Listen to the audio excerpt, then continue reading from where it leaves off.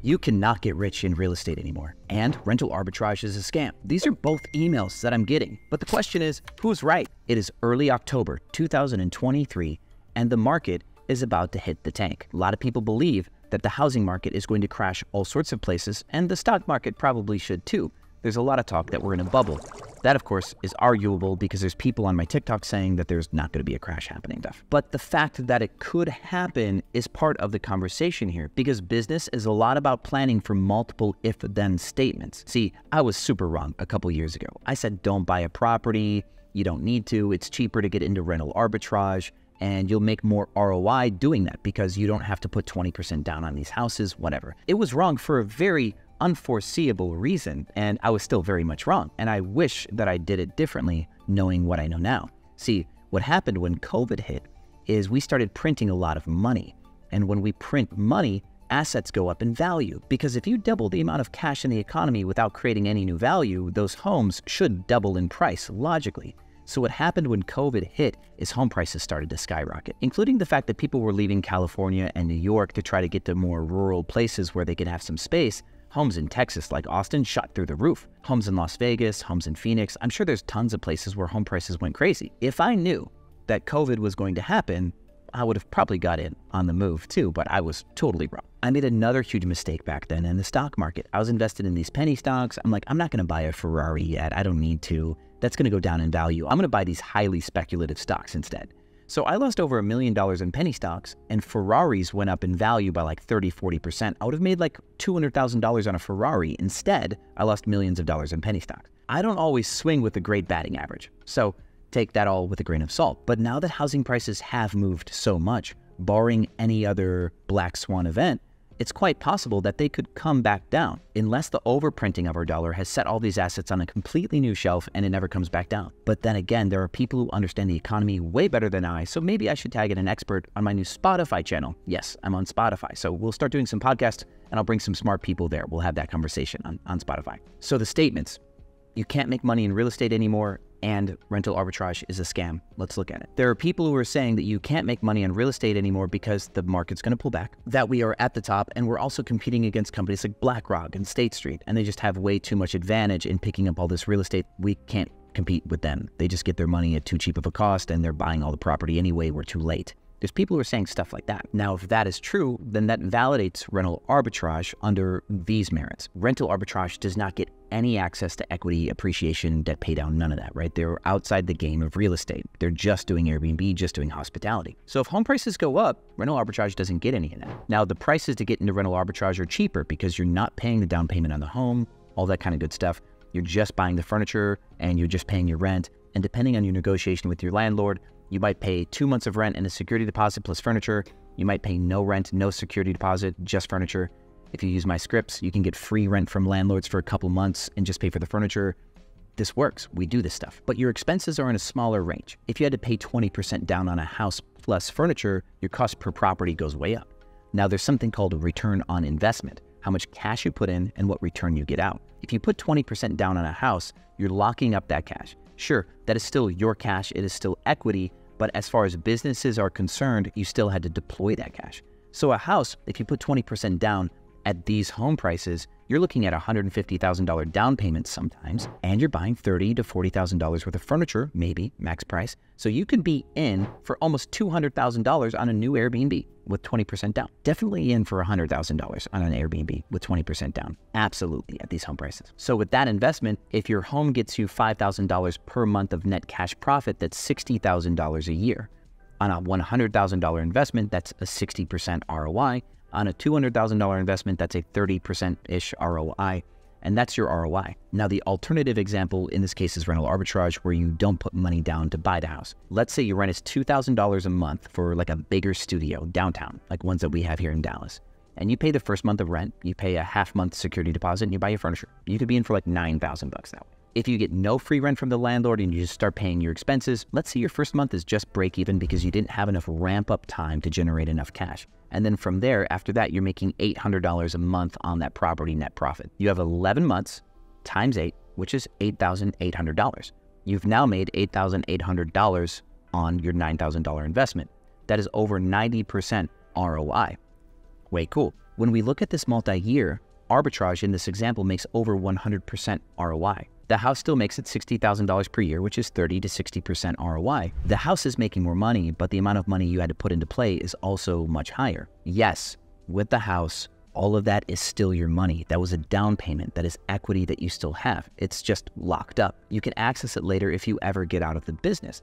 Now, your mortgages initially don't give you really any debt pay down. So let's say you're in the business for 2 years and you quit. Your $100,000 or $200,000, you get your down payment back minus cost to sell the property. Your property will either go up or down in value. Your furniture will depreciate at whatever rate it depreciates, and then you had your free cash flow, which means at the end of 2 years, you've got $120,000 in cash, you've got $40,000 of partially depreciated furniture, and you get your down payment back for the house.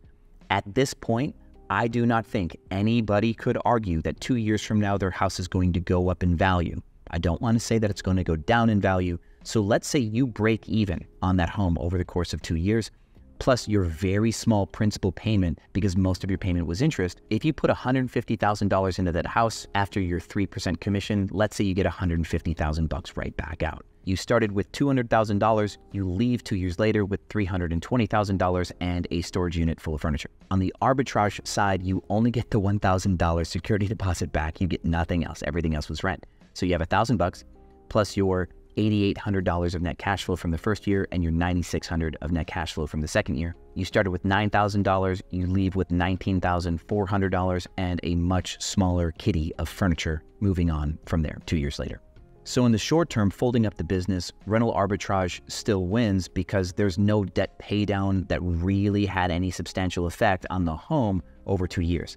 And paying the real estate fees to sell the house was kind of expensive. Over the long term, 20 years plus, that home will experience huge debt pay down.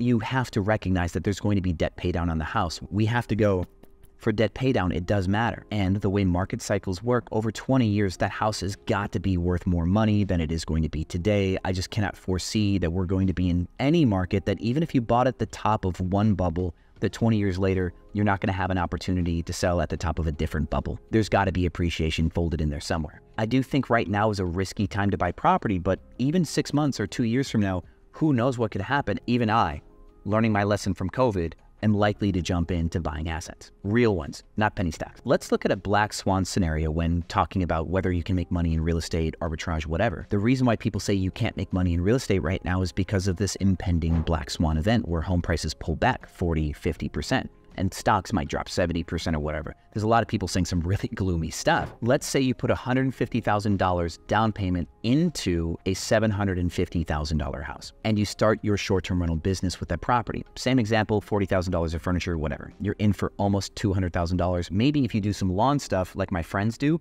you might renovate the lawn, put a pool in there, hot tub, cabanas. You could be in for $240,000, but your lawn looks immense. And now you're making even more money in this example. Let's use that example because my friends crush it when they redo their lawns. Let's say your net profit is $9,000 a month in this example because you redid your lawns and they just look so nice. Let's say you go for 2 years again, but the market beats you to death in the meantime. Also, let's say you had a month of staging, renovating, doing the lawn stuff. So you get 23 months at $9,000. That's $207,000, I do believe. And your home loses 50% of its value. Ouch. You lost $325,000 of equity. You exit, you take a 3% loss with the real estate agent. So that's another $10,000 that you have to eat on your loss because you're upside down and the bank forces you to sell or something crazy like that. So now that $207,000 that you made in cash will cover the rest of your loss on that mortgage because you owed all that money. The house will sell for $325,000 plus your $200,000 in cash that you had. That's $525,000 plus your $150,000 down payment. That's $675,000.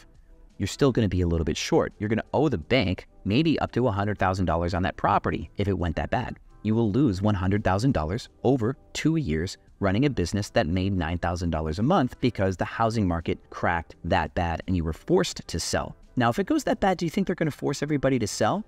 Who knows? Maybe, maybe not. I've never been there before. If everybody is in massive default, what are the banks going to do? Maybe they don't force you to sell. Maybe they'll say, everybody hold on tight. We'll do another mortgage abatement program like with COVID where people don't have to pay their mortgages and They just rack up a bunch of interest in the meantime, and people start paying that thing down, upside down on those properties for a long, long time. So even if you don't lose the property, you are operating in this grossly negative space that doesn't allow you to refinance for any cash back out. And you might have to pay some of that mortgage down with cash. They might make you partially pay it down to get to some sort of manageable level, so you could run out of cash in this scenario either way. A black swan event for rental arbitrage would look like a government shutdown where people cannot stay in Airbnbs. That's really the problem, because we have no attachment to the equity. Actually, if we're arbitraging properties like a multifamily and the landlord ends up in a big squeeze and has to sell their property for pennies on the dollar, that would be super tight, and we could buy that multifamily for pennies on the dollar. If we're operating in that property, I would probably buy that property because I know how profitable it is. I'm already in that building, right? So our relationship with equity is different. The only way that we really lose out is if we stop getting guests, or our landlord becomes insolvent and we can't rent there anymore, something like that. In the case that we're operating for, let's say, just a year and everything shuts down on us, right? We put that $9,000 in, we got a little bit over $8,000 back. We are out money plus the security deposit. If we get that back, if our landlord takes the money and run, we could lose the security deposit, but we'd come back out with maybe $800 in cash. That $9,000 invested, we recuperate most of the $9,000 in free cash flows, and we get our $1,000 security deposit back. We actually break even after a year getting forcibly shut down. We can also sell off our furniture, probably for a very slight profit because we paid cash for our furniture. The homeowners also have the ability to recuperate that furniture $15,000 to $25,000 if they sold that off too, potentially, if the market will buy that much furniture. You can actually even see right now on Facebook how a lot of people are selling their Airbnb furniture because they haven't done so well in the last year. There has been an oversupply and the bottom is falling out. So people who have properties that are not particularly well designed, or are in not the right areas, or have really clunky operational costs like having co-hosts or expensive house cleaners, these people have been going out of business because they're running cash negative. As people leave the industry because they're cash negative. But we are in a spot where some people around the world, the bottom is falling out. If we are not in a bubble and housing prices continue to climb, then cool, we can factor that in too. Let's say there's some other crazy asset situation and home prices go up another 15% over 2 years, or another 20% over 2 years. Let's use that example. You put the $150,000 in. So that property that makes you $9,000 a month, you had the $240,000 in cost, including renovating the lawn. $150,000 of that is cash deposited into a security deposit. A lot of it is also forced depreciation too. With that lawn, your property value probably will go up. So from there, you have $200,000 of cash flows. You have $150,000 in security deposit. Now your $750,000 house goes up 20%. It's worth $1 million plus any other forced depreciation. That $40,000 lawn job could turn into a $100,000 lawn value. So you have a $1.1 million property, which will give you $350,000 of asset growth. You still get to keep your security deposit, and you have $200,000 of cash from operations. So you've made roughly $550,000 in 2 years off of a $240,000 investment, where $150,000 of that is still a security deposit. In that business scenario, you've made 55 over 24. You've now made a 220% ROI, something like that, with the 20% down payment and the renovating of the lawn, which was kind of expensive. If you've put 33% of the home's value in as cost, let's use this as part of the equation. You buy a home, your entry cost, including furniture and repairs, are 33% of the property. You need a 10% appreciation per year, and you need to cash flow somewhere over 13% of the home's value over 2 years. That gives you 20% appreciation and cash flow over 2 years equal to over 25% of the home's value. Combine that with forced appreciation from the lawn example, because your home will be worth more money and you've achieved over 200% ROI. But now let's back up. That's over 2 years. So your ROI is actually per year about 110% ROI, because I did do the math over 24 months. So annually, that's 110% ROI. That's a really good ROI. Over 100% return on investment owning the home is a good return, guys. That's awesome. And then, of course, years later, you're going to get debt pay down on this. But not to be the rainy cloud guy here, I do think that that's a very unlikely scenario in the case that we've already seen home prices snap up so much in such a short period of time. I just don't see how they could push 20% more over the next 2 years, especially in the economy that we have now. I don't think we're going to be printing lots of money. Interest rates are through the roof right now. I think home prices are coming down. Naturally, a lot of you are very smart in the world of economics and real estate, and I value your opinion, and I would love to see what you think in the comments, because I'm not the guy. that knows real estate. I'm just the guy looking from the outside closely enough to know how to run my arbitrage business. And I do have some plans to buy some multifamily. You might be catching the hint here. I am planning to buy multifamily, and I'll tell you guys about that later. Is it possible to do 100% ROI in arbitrage? In the one example I gave, we were at like 90-something% ROI with the cost of furniture in, stuff like that. If you negotiate well, this is the primary variable for arbitrage. If you can get a landlord to not make you pay the first month of rent, not make you pay a heavy-handed security deposit. Right now with the economy, if you buy furniture used from somebody, owner finance, stuff like that, there are a lot of ways that it will affect your cash bottom line. The thing about furniture though, is if you can get owner financing on furniture, the homeowner could too. So we're not gonna actually argue that argument because that advantage is one an owner could have as well. Now an owner needs much more furniture, so they'd probably need a few apartments to let go of their furniture for cheaper, but it's still achievable. On the negotiation side, cities around the country are already giving free rent concessions as a way to get people to move in. It's in the news right now. Way cool.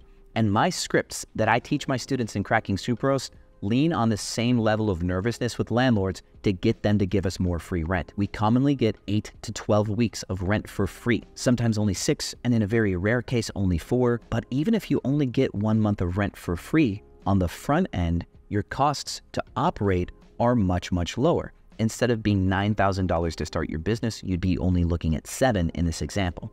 If you get the landlord to only charge you a $300 or $500 security deposit instead of $1,000, you're now looking at only $6,500 to start your business with the same example. With a $6,500 per unit startup cost with 1 month free, $500 security deposit, all the furniture pre-purchased and everything, and you have an $800 per month operating margin with the same example of 23 months of profit over 2 years because 1 month of break even, as we said before, that's $18,400 of cash over $6,500 of cash invested. Let's divide that by 2. 9,200 over 65, we're looking at about 125 or 130% ROI. And that's only with 4 weeks of rent for free. At a second month of rent for free, that's $11,000 of cash flow over $6,500 of cost. You are nearly at 150% ROI. So yeah, you don't get any debt pay down. You don't get any appreciation. Over the next 2 years, if you made 125% ROI on your arbitrage properties, you'd have a lot of cash position and you still have some furniture that you can play with. You could take all that cash, wait for the right time to buy some property and dump that money into down payments and switch to equity when the timing is right. I would rather have heavier cash flows if the market is going to be flat or pull back. I'd rather have the cash. I'm gonna let you guys decide what you wanna do. But if you wanna learn more about short-term rentals, and it doesn't just include arbitrage, I just happen to be the best in the world at selling landlords on arbitrage, and that's why I talk about it so much. But I have students who own their properties, I have students that do co-hosting, operating the business at scale, hiring housekeepers, doing your interior design, creating your listings, listing SEO like listing ranking, pricing strategy, managing teams, guest issues, customer service, resolutions with Airbnb, anything you could think about, I teach at a very high level. So if you're an owner, a co-host, or an arbitrage hopeful, you can ask me in the comments questions and I'll answer them on any topic. And I also do have a free Facebook group that you can join. We have 60,000 hosts in there and they can answer your questions too. So even if you don't think that I'm the very best fit to tell you about how to run your house because you own the house, I guarantee you that I have some hosts in my free Facebook group that can tell you what you want to know. Thank you so much for watching this video. And as always, guys, I'll see you on the other side.